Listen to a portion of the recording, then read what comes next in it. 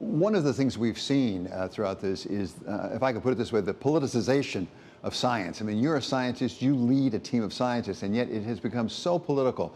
I think many people would think that that was not a good development.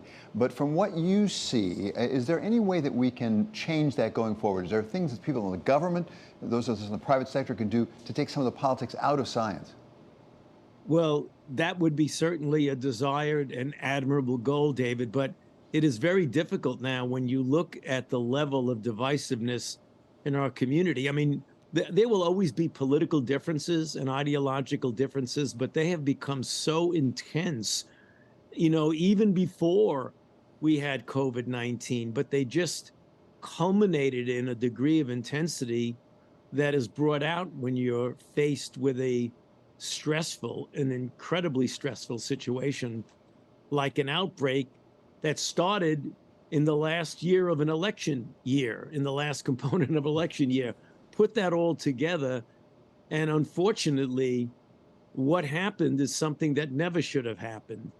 Namely, that we, in many respects as a nation, lost sight of the fact that we have a common enemy, the virus, not each other. And it seemed that the political differences turned into profound divisiveness. So I hope that that turns into a lesson learned, not only for the remainder of this outbreak, but for the inevitability of other outbreaks that we will face in the future, that we've got to pull together as a nation when you have something that's commonly threatening all of us, as opposed to the kind of divisiveness that we have experienced and to this day continue to experience.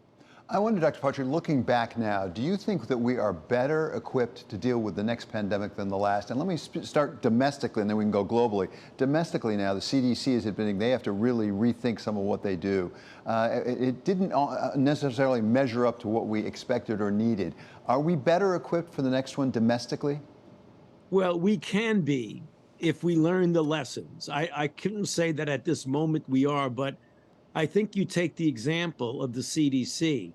It is true that the cultural issues at the CDC were not optimal for the nation to face such a challenge as this global pandemic. But the good news, David, is that they now realize that, and they are going to try and rectify the things that essentially were the fundamental core reason why things did not go as well. So if we as a nation learn that lesson, hopefully the CDC will learn that lesson. All of us have lessons to learn.